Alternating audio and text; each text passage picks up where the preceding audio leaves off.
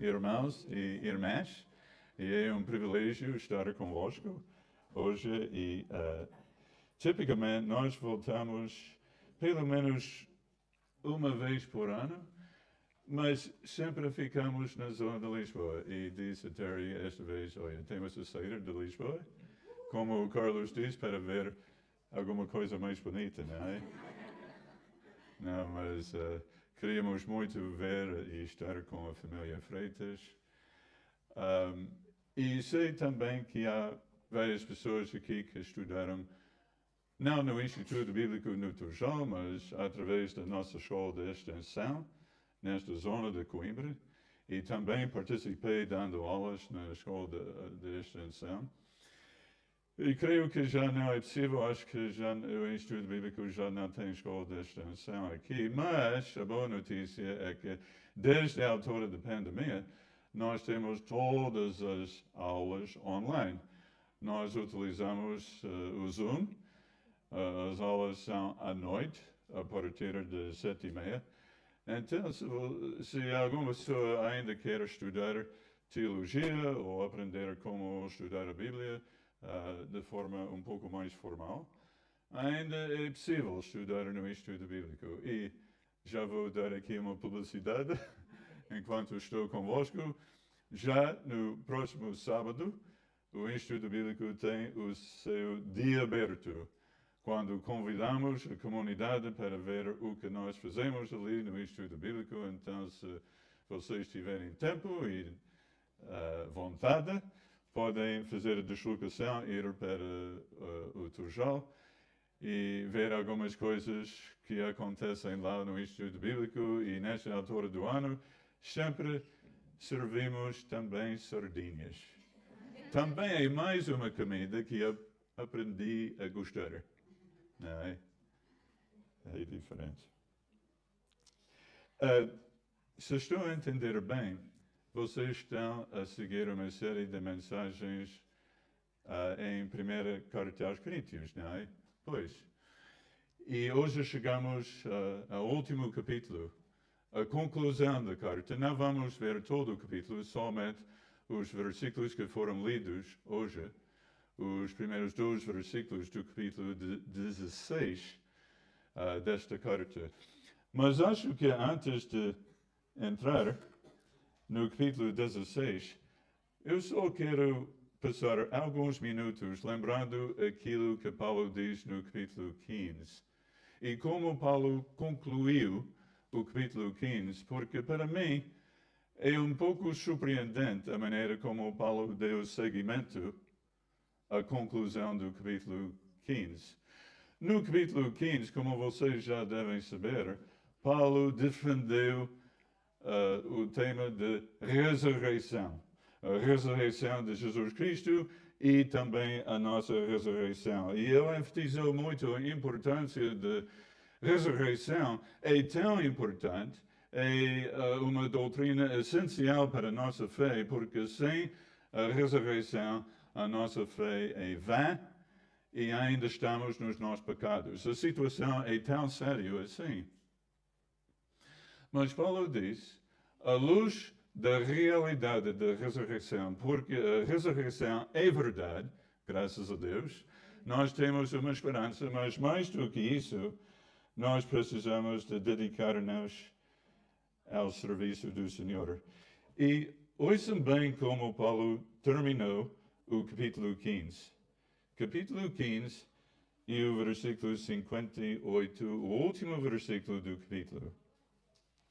Portanto, meus amados irmãos, sede firmes, inabaláveis e sempre abundantes na obra do Senhor, sabendo que no Senhor o vosso trabalho não é vão.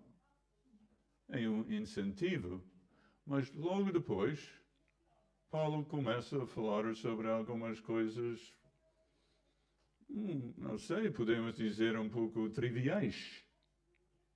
No capítulo 16, explicando aos crentes como eles podem dedicar-se à obra do Senhor. Porque ele começa a falar agora sobre coletas, ofertas, a sua visita e o que se passa com Timóteo e Apolo parecem não ser coisas de grande importância, mas mesmo assim, quando analisamos a passagem, aquilo que vamos fazer hoje de manhã, eu acho que o que vamos ver é que podemos aprender muito com esta passagem.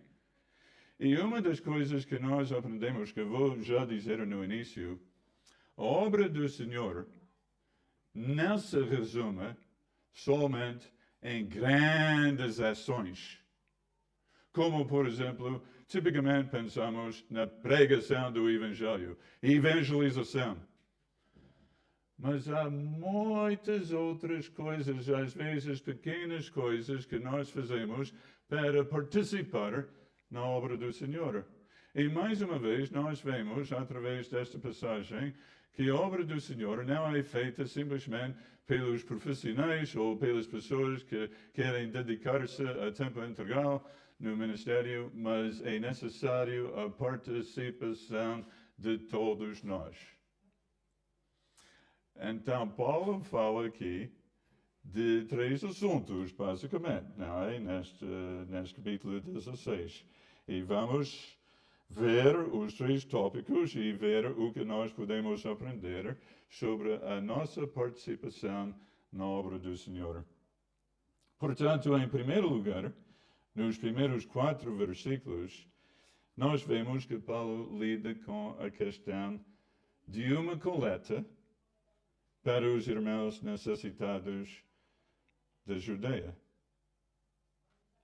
É claro aqui que ele está a responder a algumas perguntas e provavelmente vocês já sabem, Paulo muitas vezes, várias vezes nesta carta, começa um parágrafo com as palavras quanto a, ou em relação a, porque Paulo está a responder a algumas perguntas. E agora não é a primeira vez que Paulo falou deste projeto de reunir fundos para ajudar os mais necessitados da Judeia.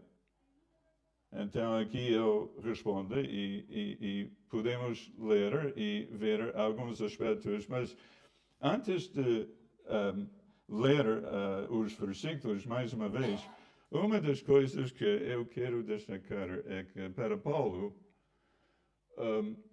este ministério de ajudar os mais pobres não foi um ministério secundário. Sabem disso? Sim, Paulo era um grande pregador do Evangelho de Jesus Cristo, mas Paulo também, ao mesmo tempo, dedicou-se a ajudar os mais necessitados. De fato, Paulo fez, no início do seu ministério, um compromisso de fazer exatamente isso.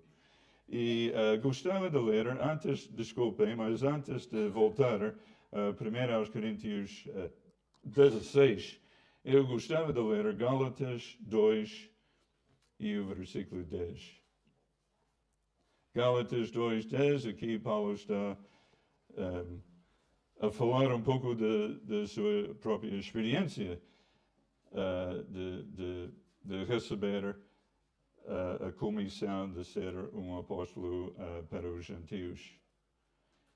E aqui em Gálatas 2, os outros apóstolos, por exemplo, Tiago, Pedro, João, eles aceitaram que Paulo foi, de fato, um homem chamado por Deus para levar o Evangelho aos gentios. Mas eles tinham uma recomendação. E é isso que vamos ler agora no versículo 10. Recomendando-nos somente que nos lembrássemos dos pobres, o que também me esforcei por fazer.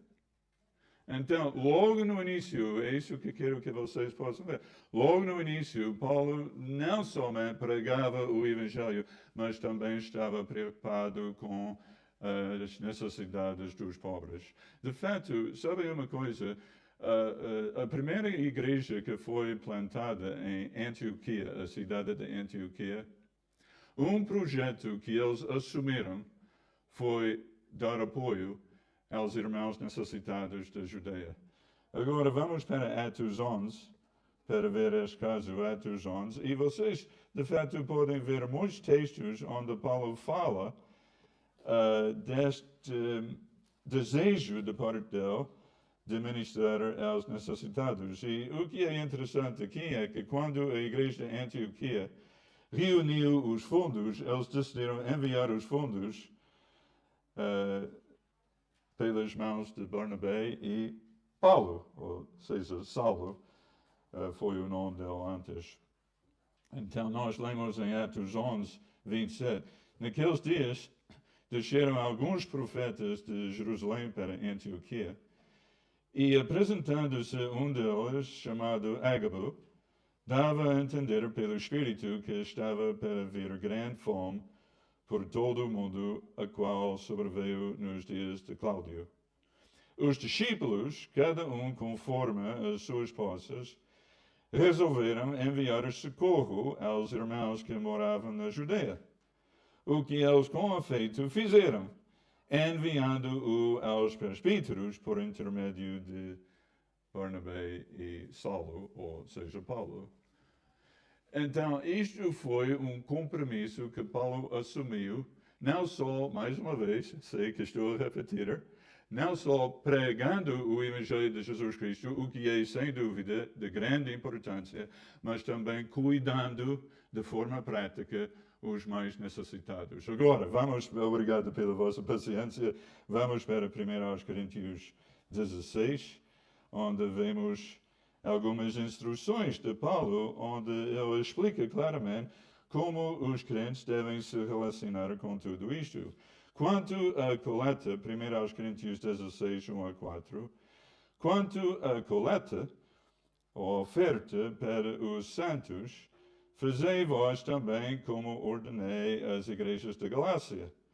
No primeiro dia da semana, cada um de vós ponha de parte em casa, conforme a sua prosperidade, e vá juntando para que se não façam coletas quando eu for.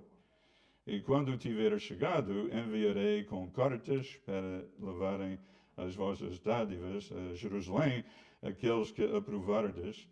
Se convier que eu também vá, eles irão comigo. Um texto muito prático, não é? Sempre abundantes na obra do Senhor, não esquecendo dos irmãos mais necessitados. É um ministério muito importante da igreja. Eu sei que Paulo está a lidar aqui com uma situação muito específica do primeiro século, mas ao mesmo tempo, quando eu analiso este texto aqui, que acabamos de ler, eu também vejo alguns princípios importantes que estão relacionados com o nosso hábito de dar na igreja. Eu só queria falar rapidamente sobre alguns desses princípios. Por exemplo, é evidente aqui que Paulo recomenda uma prática bem organizada e consistente. Não algo esporádico, não é algo sob pressão. Paulo diz aqui, no primeiro dia da semana. No primeiro dia da semana, quando a igreja reúne-se para os seus cultos, celebrando a ressurreição de Jesus Cristo, Paulo aconselhou, no primeiro dia da semana, vocês devem trazer as vossas ofertas e juntar o dinheiro. Por quê? Porque ele disse aqui, no fim do versículo 2, para que se não façam coletas quando eu for. Ou seja, o que Paulo não quer é uma situação de pressão e de pressa. Só quando ele chegar rapidamente, eles tentam reunir o dinheiro para enviar aos irmãos de Judeia. Sabem, isto é um princípio muito importante, porque se vocês dão dinheiro, por exemplo, à igreja para ajudar com o ministério, se vocês dão só esporadicamente, só usando o que sobra cada mês, provavelmente não vão dar muito e não vão dar com alegria. Na minha experiência, eu já vi, na minha vida e na vida de muitos outros irmãos, quando nós temos um sistema, quando nós planeamos, esta prática de dar, nós conseguimos dar mais e nós conseguimos dar com alegria. É isso que Paulo quer, porque Paulo está preocupado com a atitude, a nossa atitude. E notem uma segunda coisa aqui, que é para todos. Paulo diz aqui, no primeiro dia da semana, cada um de vós ponha de parte. Cada um. Então, ele quer, mais uma vez, o envolvimento de todos os crentes. Não importa se a pessoa tem pouco ou muito. O importante para Paulo é o envolvimento de todos no projeto, no ministério da igreja. Agora, uma coisa que eu estou a utilizar e creio que é a mesma versão que está a ser projetada aqui. Aquelas palavras no versículo 2, em casa, aparecem nesta tradução de Almeida Revista e Atualizada, e é a tradução que eu estou a utilizar também. Mas essas duas palavras, em casa, não estão no grego do Novo Testamento. Simplesmente não estão. Não sei porque os tradutores decidiram que seria um bom hábito fazer isso somente em casa. Eu acho, pessoalmente, porque Paulo diz, no primeiro dia da semana, é assim que ele começa, Paulo está a pensar nas reuniões formais da igreja. E ele quer que as pessoas tragam as ofertas e juntam as ofertas para que quando ele chegar, tudo está pronto. Mas uma outra coisa que vocês podem ver, a próxima parte do capítulo, versículo 2, que cada um de vós ponha de parte, agora vou soltar, conforme a sua prosperidade. Há muitos versículos assim no Novo Testamento, por exemplo, acabamos de ler Atos 11, quando lemos os discípulos, cada um conforme as suas posses, resolveram enviar socorro aos irmãos que moravam na Judeia. Depois, segundo aos Coríntios 8, 11 e 12, lemos, porque se há boa vontade, será aceita conforme o que o homem tem, e não segundo o que ele não tem. Segundo aos Coríntios 9, 7, cada um contribua segundo tiver proposto no coração, não com tristeza ou por necessidade, porque Deus ama a quem dá com alegria. Então, mais uma vez, o importante não é tanto a quantidade, mas é o estado do coração. É que nós estamos a dar porque nós amamos a Deus. E assim damos com alegria, porque sabemos que estamos a participar, estamos a investir no trabalho do reino de Deus e sabemos que tudo isto é importante. Uma coisa muito prática, não é? E ele termina assim no versículo 3 e 4. Só para enfatizar aqui que Paulo achou tão importante como lidar com dinheiro. Ele sempre lidava de forma honesta, transparente. E quando tiver chegado, enviarei com cartas para levarem as vossas dádivas a Jerusalém, aqueles que aprovardes. Se conviver que eu também vá, eles irão comigo.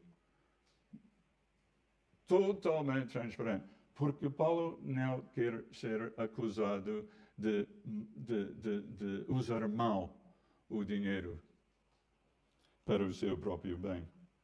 Bom, o segundo aspecto que nós vemos aqui, o segundo assunto, que parece ser um assunto mais uma vez trivial, Paulo começa a falar sobre os seus planos.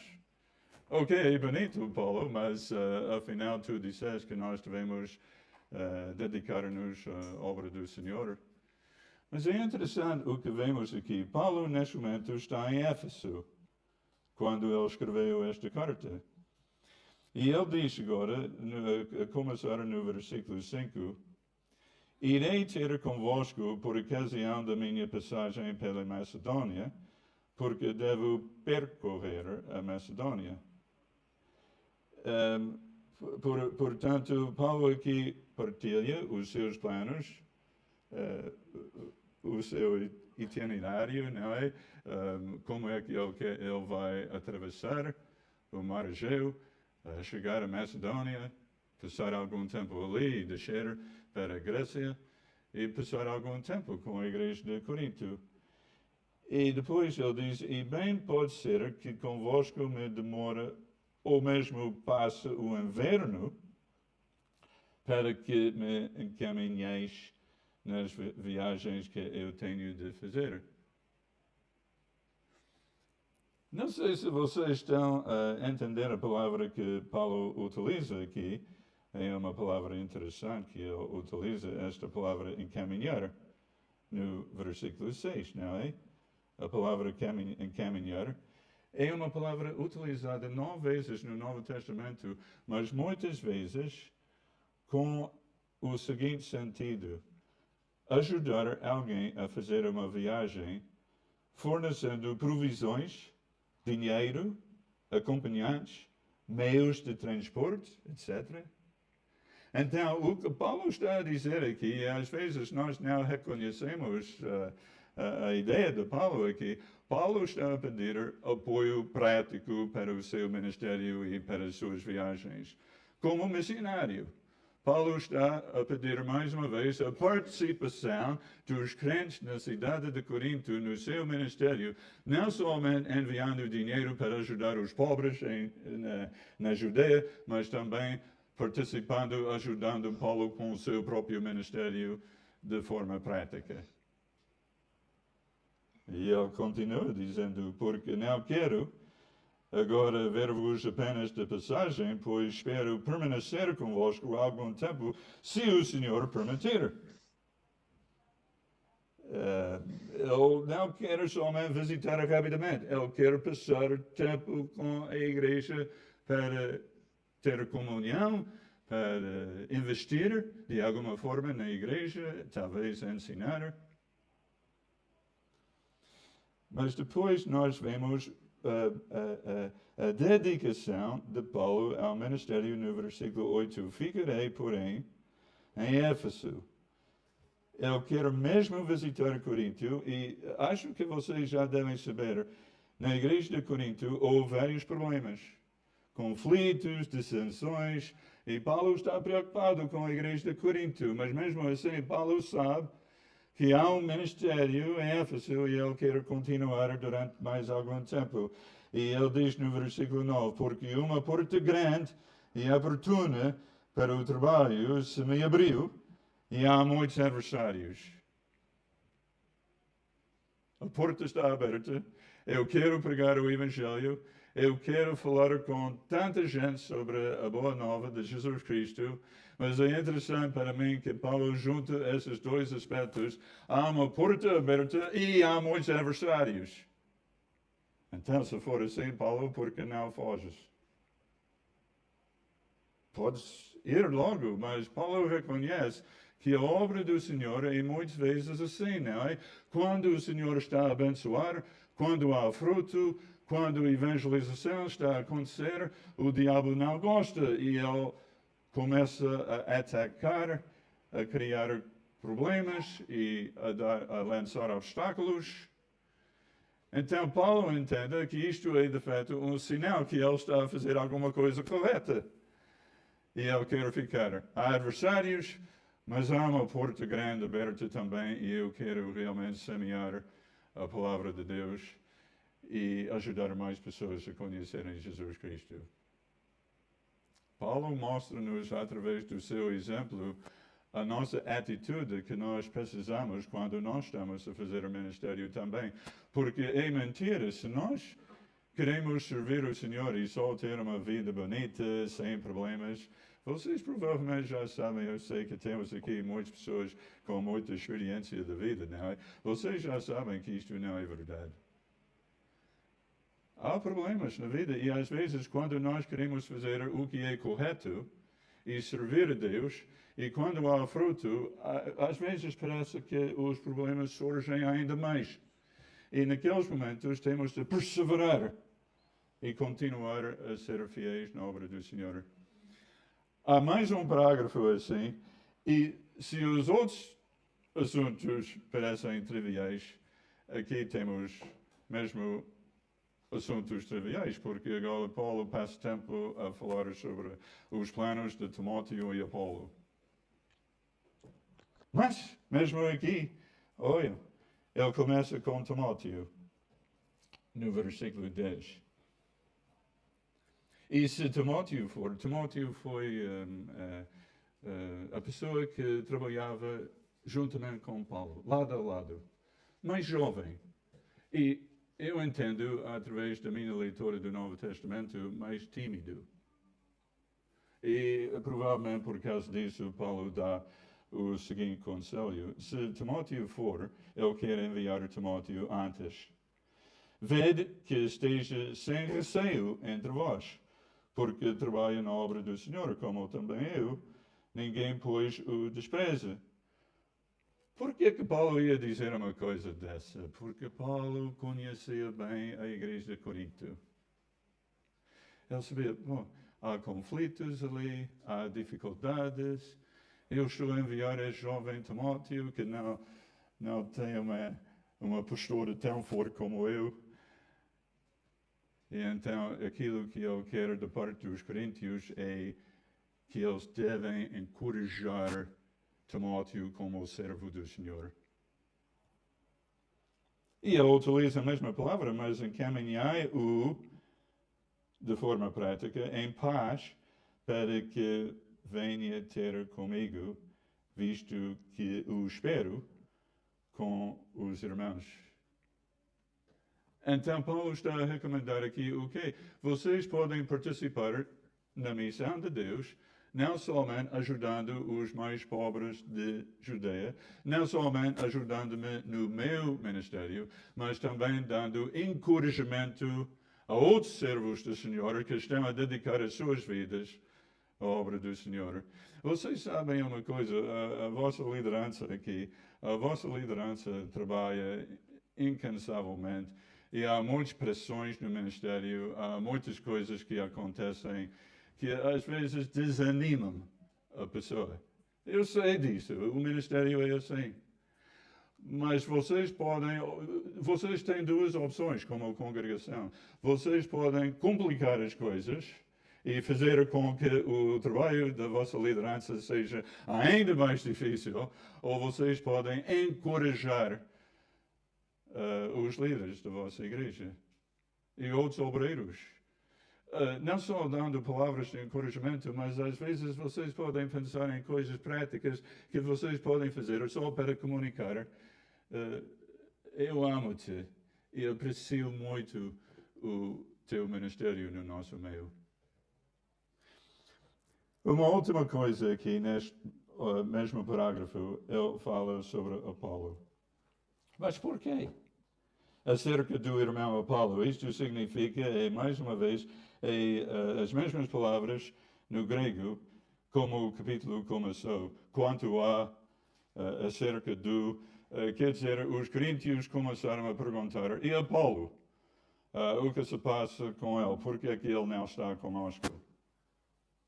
E Paulo tem que lidar com esta situação com cuidado. Vocês sabem, não é? Não sei se estão a lembrar, mas dentro da igreja de Corinto, com aqueles conflitos, algumas pessoas dividiram-se entre quem?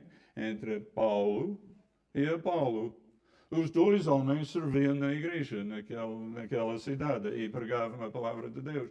Mas depois, algumas pessoas na igreja começaram a dizer: mas eu sou do Paulo. Ele é o meu homem, eu gosto muito de Paulo. E outras pessoas disseram: mas não, eu sou de Paulo. E houve um conflito assim, e Paulo demonstra alguma coisa interessante aqui, porque ele quer comunicar à igreja que Apolo, para ele, é um servo respeitado. E vejam bem como Paulo lida com esta situação. Acerca do irmão Apolo, e isto demonstra muita maturidade espiritual. Muito lhe tenho recomendado que fosse ter convosco em companhia dos irmãos, Mas de modo algum era vontade dele ir agora. Irá, porém, quando se lhe deparar boa oportunidade. Estão a ver? Deixa-me explicar. Paulo, o apóstolo Paulo, ele não somente, ele fez uma sugestão, mas nós sabemos que foi o desejo do coração dele que o Paulo fosse de volta a Corinto para ajudar com a situação ali. E o que aconteceu nestes versículos? Paulo recomendou a Paulo: eu acho que tu deves voltar logo, porque eles precisam de ajuda. E a Paulo respondeu: não é autora própria. Oh, mas Paulo, espera lá. Estás a falar com o apóstolo Paulo. O apóstolo Paulo diz que deves voltar, então deves voltar. Mas o Paulo diz: não é o momento oportuno. Talvez vá mais tarde, mas agora não. E não sabemos porquê, mas o que é interessante para mim é que Paulo tem tanta maturidade e é apóstolo de Deus, mas Paulo nunca quis impor a sua vontade sobre uma outra pessoa. O que Paulo fez? Paulo deu sugestões, conselhos, e depois ele deixou nas mãos da outra pessoa tomar a sua própria decisão. Irmãos, isto é um passo mais além para muitos de nós, ou seja, muitos de nós temos problemas com isso. Paulo dedicou 2 capítulos inteiros sobre o tema, Romanos 14 e 15, porque na igreja de Roma, alguns crentes tiveram convicções fortes sobre algumas práticas cristãs. Não estamos a falar de áreas de doutrina, mas práticas cristãs. Naquela altura, se devem comer carne ou não, se devem beber vinho ou não, se devem respeitar um certo dia ou não. E o que é que Paulo diz em Romanos 14 e 15? Ele diz basicamente: cada pessoa é responsável diante de Deus para as suas próprias decisões. E responda ao Senhor. Agora, qual é o nosso problema? Muitas vezes nós queremos manipular, controlar. Eu dou a minha sugestão, mas espera lá, você precisa entender, não é só uma sugestão. Eu fico irritado, chateado se você não segue a minha sugestão. Mas Paulo aqui demonstra tanta maturidade que, com esta situação, ele tem uma opinião que Paulo deve voltar. Paulo responde dizendo: não é o momento oportuno. E Paulo aceitou. Ok, Paulo, tu tens liberdade. Tu tens vontade própria. Tu precisas de responder ao Senhor. Então, tudo tranquilo. O que eu acho que é mesmo interessante aqui na vida de Paulo. Ok, participar no ministério, e estamos com isto a terminar. O que nós vimos através desta passagem é participar no ministério, na obra do Senhor, no trabalho do Senhor. Não é somente a pregação do Evangelho, não é somente a evangelização. Não é menos disso, e certamente temos de incluir esses aspectos, são de grande importância, mas realmente a nossa dedicação à obra do Senhor é algo abrangente, que envolve todos os aspectos das nossas vidas. Tudo o que faço, tudo o que digo, mesmo as minhas atitudes enquanto estou a fazer o que quero fazer, tudo debaixo da soberania de Deus, participando no ministério de forma saudável. Pois quando nós agimos desta forma, estamos a dar vida às palavras do Evangelho, porque assim o mundo pode ver, não só ouvir, mas pode ver o amor mútuo entre nós e a transformação que o Espírito Santo faz nas nossas vidas. Então, hoje, algumas coisas para pensar. Já tem um hábito, já criaram um hábito de dar? Não só fazendo por acaso ou quando a emoção surge, mas tendo um plano, cada mês, cada semana, não sei, com cada pessoa, conforme as suas posses, todos nós podemos e devemos participar na obra do Senhor desta forma. Vocês têm como prioridade o Evangelho de Jesus Cristo nas vossas vidas, aceitando todas as oportunidades que vêm para comunicar de alguma forma o amor de Jesus Cristo. E como eu já disse, vocês estão a encorajar os obreiros do Senhor ou estão a fazer a vida negra dessas pessoas. E qual é a vossa atitude enquanto estão a servir? É fácil começar a adotar uma atitude feia, não é?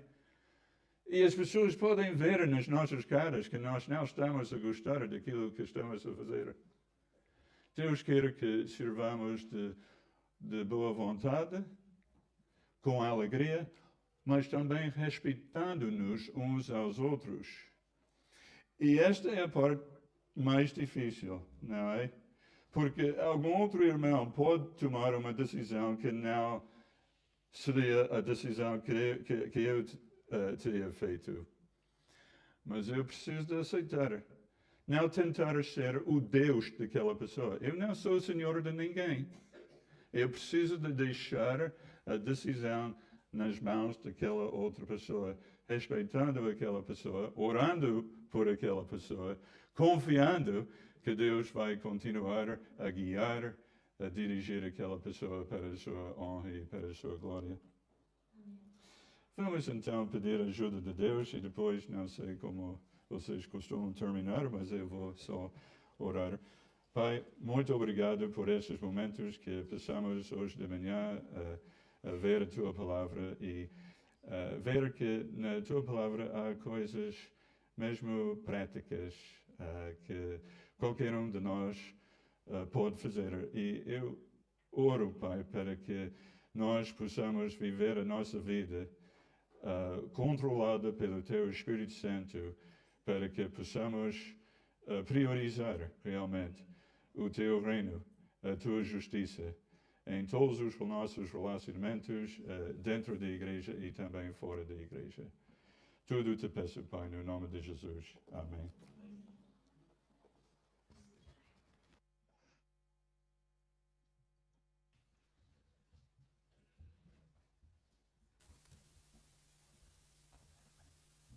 Obrigado, Gary. Devo dizer que isto não foi planeado. É bom quando seguimos um livro da Bíblia, apenas dividimos as secções e muitas vezes não sabemos quem é que vai acabar por pregar qual passagem. Mas eu devo dizer que o Gary teria tido uma vida mais fácil no passado. Eu e a Ana estudámos no IBP. Se no início de cada ano letivo pregasse 1 Coríntios 16, principalmente focando na parte de encorajar os professores do IBP e não fazer a vida negra aos professores do IBP, teria sido mais fácil. Muito mais, mas é bom ouvir que todos temos um papel, não é? A fazer e é bom procurar a direção de Deus, que Ele seja o nosso guia. Então vamos ficar de pé, vou chamar os músicos e vamos cantar Deus ser meu guia, ser minha visão. Vou pedir ao Pedro para depois.